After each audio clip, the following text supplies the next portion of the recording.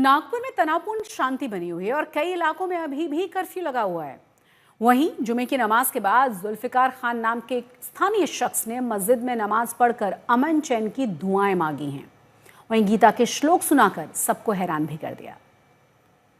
17 मार्च को नागपुर में जो हिंसा हुई थी उसके बाद पहला जुम्मा था। जुम्मे की नमाज जो है पढ़ ली गई है। इस वक्त हम जहां पर खड़े हैं चिटनिस पार्क इलाका, यहाँ पर भी हिंसा हुई थी, इसलिए कर्फ्यू लगा हुआ है। इसलिए आप जो लोग देख रहे हैं कुछ लोगों में ही जो जुम्मा की नमाज है वो अदा की गई है। सर क्या नाम है आपका? मेरा नाम हाजी जुल्फिकार खान है।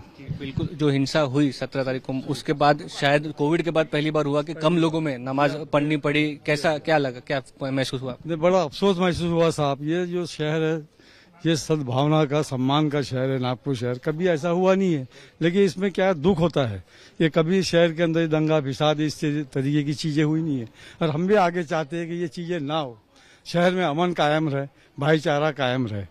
हम दोनों समुदायों का, लेकिन इस चीज को समझना, भरोसा वापस आना जरूरी है। आना जरूरी है। दोनों समुदायों के अंदर में मोहब्बत और प्यार हो रहा है। इसी के लिए हमने आज नमाज में भी ये दुआएं कराई गई कि शहर के अंदर में अमन, भाईचारा, हिंदू मुस्लिमों में भाईचारा कायम रहे। लेकिन कहीं ना कहीं आपको भरोसा जीतना पड़ेगा, अपने दूसरे भाइयों को फिर से रीच आउट करना पड़ेगा कि करेंगे, क्योंकि हम ये भी जो है हिंदू समाज जो है, इनके लोग है, ये भी हमारे भाई है।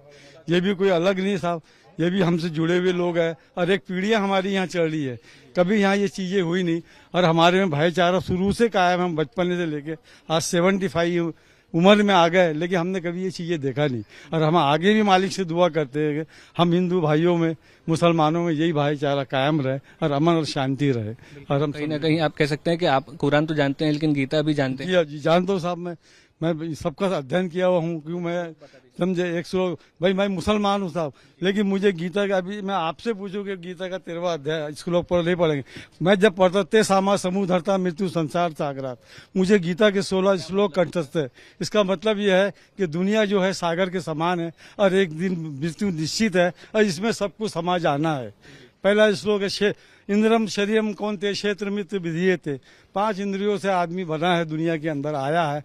जल है, पानी है, मिट्टी है, और ये सबको लौटना है साहब। रहने के लिए तो कोई नहीं आया, सबको मरना है। लेकिन संदेश ऐसा जाए दुनिया से कि सबके अंदर में अमन, मानवता कायम रहे। धन्यवाद। आप कह सकते हैं कि मानवता, एकता का यहाँ पर संदेश जो है इस नागपुर की मस्जिद से दिया जा रहा है, जहाँ पर जुम्मा की नमाज 13 तारीख को जो उसके बाद आज पढ़ी गई है। कैमरा पर्सन किरण सबकल के साथ नागपुर मुस्तफा शेख, आज तक।